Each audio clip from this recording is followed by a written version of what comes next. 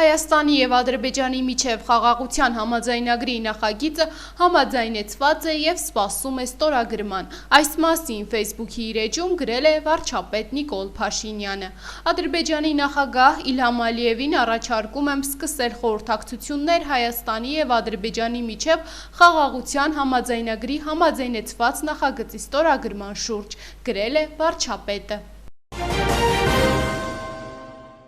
Հայաստանի պաշտպանության նախարարությունից հայտնում են, որ Ադրբեջանի պաշտպանության նախարարության հաղորդագրությունը, թե մարտի 19-ին ժամը 17-ից 17:10 ընկած ժամանակահատվածում Հայաստանի զինված ուժերի ստորաբաժանումները կրակ են բացել սահմանագոտու արևելյան հատվածում տեղակայված ադրբեջանական դիրքերի ուղղությամբ, չի համապատասխանում իրականությանը։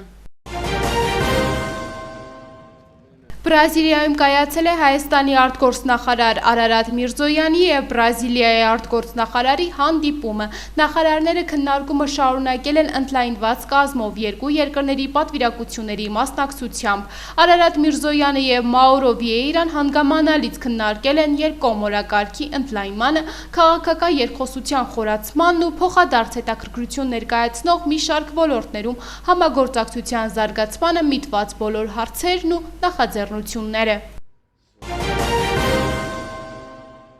Վարչապետ Նիկոլ Փաշինյանի գլխավորությամբ տեղի է ունեցել խորհրդակցություն, որի ընթացքում քննարկվել են 2026-2027 թվականների հակաբյուջետային և ծախսային շրջանակները։ Ֆինանսների նախարար Վահե Հովհաննիսյանը ներկայացրել է անվանական ՀՆԱ-ի, հարկային եկամուտների, հարկաբյուջետային շրջանակի վերանայումները, տնտեսական աճի միտումները։ Անդրադարձ է կատարվել 2026-2027 թվականի ծախսերին, ըստ ուղղությունների և միջոցառումների։ Խորհրդակցության մասնակիցները քննարկում են ծավալել ներկայացված թեմաների շուրջ, դիտարկումներ և առաջարկություններ կատարել որոշ հարցերի վերաբերյալ։ Նիկոլ Փաշինյանը ընդգծել է պետական բյուջեի ծախսերն արդյունավետ և թիրախային կազմակերպելու անհրաժեշտությունը, ռազմավարական ծրագրերի իրականացումն ապահովելու կարևորությունը։ Վարչապետ Նիկոլ Փաշինյանը շնորհավորական ուղերձներ է հղել Իսլամական հեղափոխության գերագույն առաջնորդ Այաթոլլահ Սեյեդ Ալի Խամենեին և Իրանի Իսլամական Հանրապետության նախագահ Մասուդ Փեզեշքյանին Նովրուզի առիթով։ Իսլամական հեղափոխության գերագույն առաջնորդին ուղղված ուղերձում նշված է. «Սրտան շնորհավորում եմ ձեզ և Իրանի եղբայրական ժողովրդին իրանական ամանորի Նովրուզի կապակցությամբ։ Իրանի ժողովրդի կողմից սիրելի այս տոնը, որը խրախուսված է բազմադարյա մշակութային ավանդույթների վրա, խորհրդանշում է նոր սկիզբ և զարթոնք։ Մեր երկու երկրների և ժողովուրդների միջև պատմականորեն ձևավորված ամուր բարեկամական հարաբերությունները շարունակում են հանդիսանալ այն հիմքը, որի վրա զարգանում և օրըստօրե ընդլայնվում է Հայաստանի Հանրապետության և Իրանի Իսլամական Հանրապետության միջև բազմաոլորտ և փոխշահավետ համագործակցությունը։ Թող այս տոնը ձերդ վսեմությանը բերի քաջառողջություն և հաջողություններ, իսկ Իրանի եղբայրական ժողովրդին բարեկեցություն և նորանոր ձեռքբերումներ»։ Նիդերլանդների արտգործնախարար Կասպար Վելտկամպը Հայաստան կատարած այցից հետո հեռախոսազրույց է ունեցել Ադրբեջանի արտգործնախարար Ջեյհուն Բայրամովի հետ։ «Ես ողջունել եմ հայ-ադրբեջանական խաղաղության պայմանագրի տեքստի համաձայնեցումը և ընդգծել եմ հաջորդ քայլերի կարևորությունը ստորագրման ճանապարհին։ Այս համաձայնագիրը վճռորոշ նշանակություն ունի տարածաշրջանում կայուն խաղաղության և կայունության համար», X-ի իր էջում գրել է նա։ Աբովյան համայնքի ղեկավար Էդուարդ Բաբայանը աշխատանքային շրջայց է կատարել քաղաքի 4-րդ միկրոշրջանում, որտեղ ոլորտային պատասխանատուների հետ ուսումնասիրել է Էդ Ավագյան փողոցից 9-րդ մանկապարտեզ տանող բանուկ ճանապարհահատվածում առկա խնդրահարույց իրավիճակը։ Բնակիչների խոսքով փողոցը նեղ և դժվարանցանելի է ինչպես տրանսպորտային միջոցների երթևեկության, այնպես էլ բնակիչների ազատ տեղաշարժի ապահովման համար։ Համայնքի ղեկավարի նախաձեռնությամբ նշված փողոցում կիրականացվի ճանապարհաշինական մեծ ծրագիր։ Ճանապարհահատվածը համայնքային բյուջեով ամբողջությամբ կհիմնանորոգվի և կասֆալտապատվի։ Փողոցը լայնացվելու է, բարեկարգվելու են մայթերը, տեղադրվելու են նոր եզրաքարեր, նախատեսվում է նաև ջրահեռացման համակարգի և դիտահորերի կառուցում։ Վերոնշյալ աշխատանքները ծրագրվել են բնակիչների, տեղում առևտրային գործունեություն ծավալող անձանց պատրաստակամության, սեփականություն համարվող հողատարածքից որոշակի հատվածների տրամադրման արդյունքում շնորհակալություն ենք հայտնում բնակիչներին հանրային շահը գերակայելու համար։ Ազգային ժողովի մարդու իրավունքների պաշտպանության եւ հանրային հարցերի մշտական հանձնաժողովի նախագահի տեղակալ Ռուստամ Բաքոյանը հանդիպել է մեր երկրում Գերմանիայի Դաշնային Հանրապետության արտակարգ եւ լիազոր դեսպան Կլաուդիա Բուշի հետ։ Հանձնաժողովի փոխնախագահը կարևորել է հայ-գերմանական հարաբերությունների դինամիկ զարգացումը եւ համագործակցությունը տարբեր ուղղություններով, հատկապես տարածաշրջանում ժողովրդավարության ամրապնդման առումով։ Պատգամավորը ներկայացրել է իր գլխավորած հանձնաժողովի գործունեության ոլորտները, խոսել այս պահին հանձնաժողովի քննարկման տիրույթում գտնվող իրավահավասարության ապահովման եւ հակախտրականությունից պաշտպանության մասին եւ ազգային փոքրամասնությունների մասին եւ օրենսդրական նախաձեռնությունների մասին, մանրամասնելով դրանցում մի շարք դրույթներ, բարեփոխելու դրդապատճառները։ Անդրադառնալով օրենսդրական նախաձեռնությունների մշակման գործում քաղաքացիական հասարակության ակտիվ մասնակցությանը, պատգամավորը նշել է, որ 2018 թվականից հետո մեր երկրում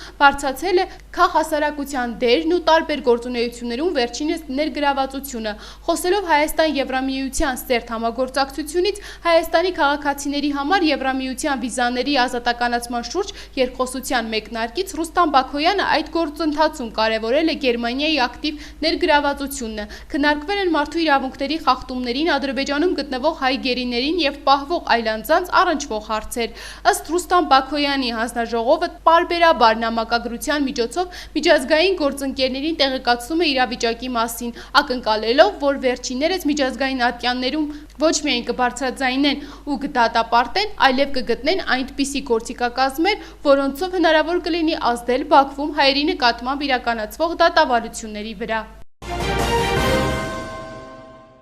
Կառավարության այսօր չզեկուցվող հարցերի շարքում ընդունել է որոշում, ըստ որի մարտի 21-ից 31-ը Թուրքիայի հետ սահմանի մարգարե անցակետը դարձնում է գործող, որպեսզի այդ երկրի տարածքով հումանիտար բեռներ ուղարկի Սիրիա։ Հայաստանի Հանրապետության եւ Սիրիայի Արաբական Հանրապետության համապատասխան գերատեսչությունների ներկայացուցիչների աշխատանքային հանդիպումների արդյունքում պայմանավորվածություն է ձեռք բերվել քննարկել նաեւ Հայաստանի կողմից Սիրիային հումանիտար աջակցություն ցուցաբերելու հարցը։ Սույն որոշման նախագծի ընդունումը պայմանավորված է Հայաստանի Հանրապետության անունից Սիրիայի Արաբական Հանրապետության ուղարկվելիք մարդասիրական օգնության համար նախատեսված բեռները Թուրքիայի տարածքով ցամաքային ճանապարհով տեղափոխելու անհրաժեշտությամբ, ասված է որոշման մեջ։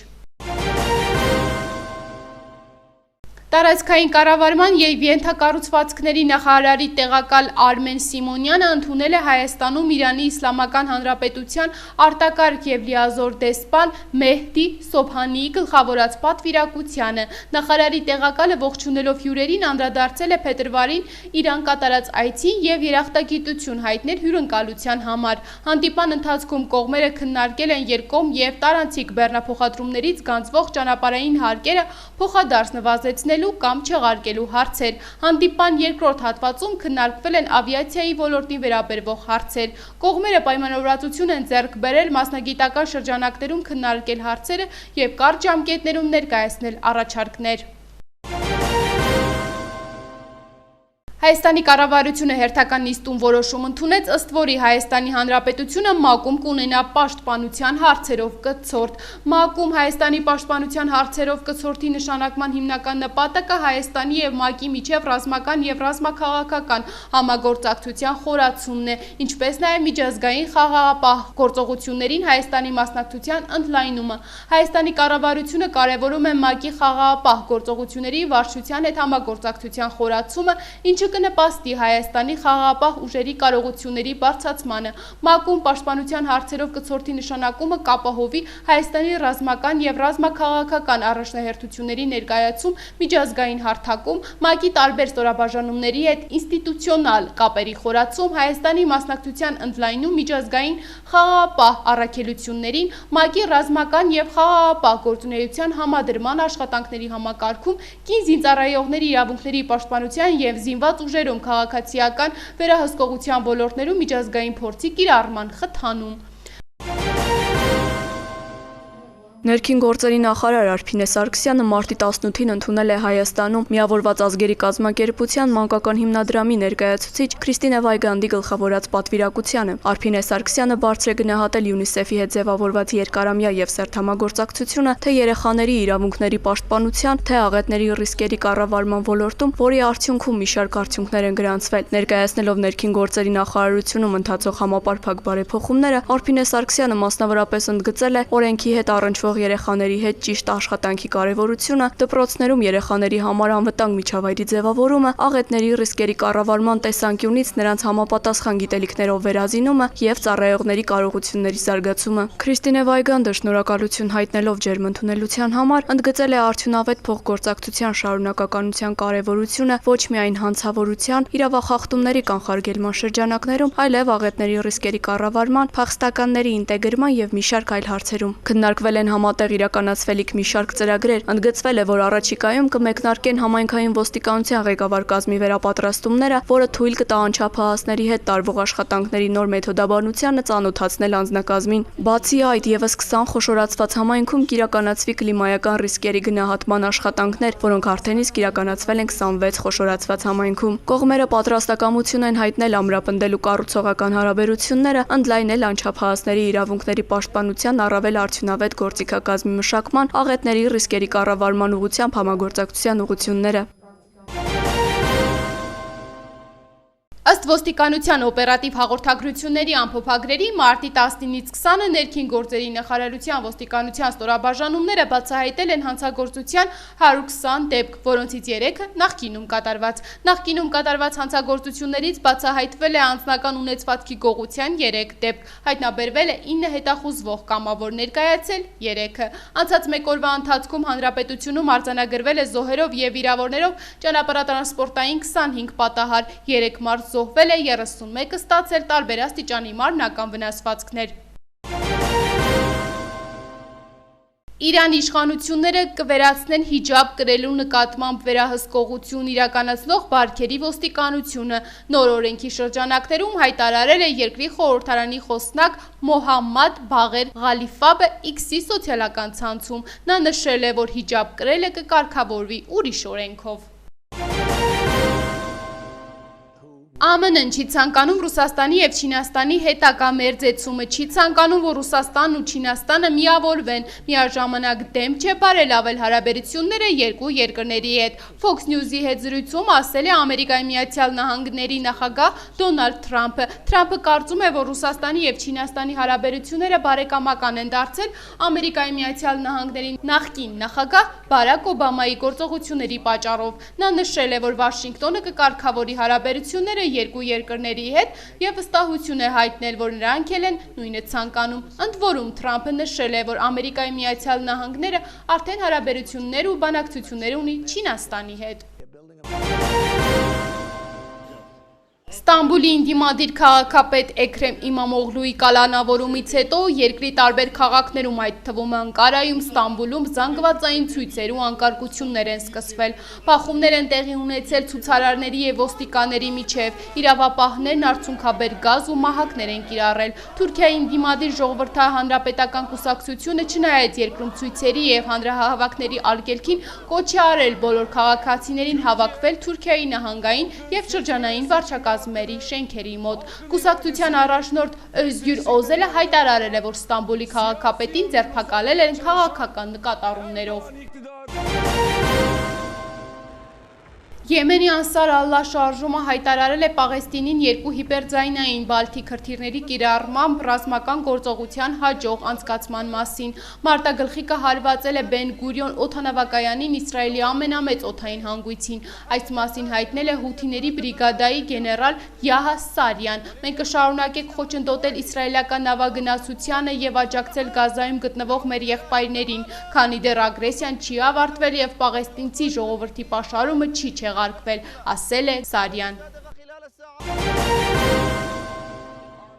Իսրայելի գիշերային հարվածներից Գազայի հատվածում զոհվել է ևս 58 մարդ, զոհերի թիվը գերազանցել է 470-ը, կեսգիշերին հարվածները հասցվել են բազմաթիվ տների, սպանվել են տղամարդիկ, կանայք և երեխաներ, որոնք քնած են եղել։ Իսրայելը երեքշաբթի վերսկսել է ծանր հարվածները Գազայում, խախտելով ավելի վաղ պաղեստինյան Համաս խմբավորման հետ ձեռք բերված հրադադարը։ Իսրայելը նաև դադարեցրել է Գազայի շուրջ 2 միլիոն պաղեստինցիներին սննդի, վառելիքի և մարդասիրական օգնության մատակարարումը, խոստացել է ակտիվացնել իր գործողությունները այնքան ժամանակ, մինչև Համասը ազատ արձակի իր մոտ գտնվող 59 պատանդներին, որոնցից 35-ը համարվում է մահացած և չհրաժարվի տարածքի վերահսկողությունից։ Թրամփի վարչակազմը, որն իր վրա վերցրեց հրադադարի միջնորդությունը, ասում է, որ լիովին աջակցում է Իսրայելին։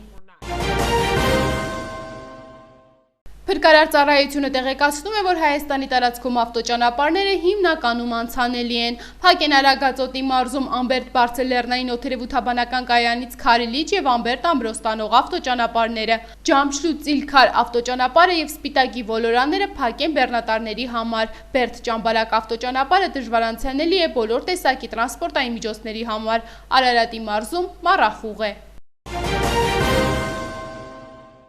Մարտի 21-ից 22-ին սպասվում է անձրև, հնարավոր է ամպրոպ։ Մարտի 23-ից 25-ին սպասվում է առանց տեղումների եղանակ։ Մարտի 21-ից 22-ին շրջանների զգալի մասում, 23-ին առանձին շրջաններում սպասվում են տեղումներ։ Լեռնային շրջաններում հատկապես գիշերը ձյան տեսքով։ Մարտի 21-ից 22-ին առանձին շրջաններում տեղումները կլինեն առատ։ Մարտի 24-ից 25-ին սպասվում է առանց տեղումների եղանակ։ Քամին հարավ-արևմտյան է 2-ից 5 մետր/վայրկյան։ Մարտի 21-ին առանձին հատվածներում սպասվում է քամուշ գնացում 15-ից 19 մետր/վայրկյան։ Օդի ջերմաստիճանը էապես չի փոխվի։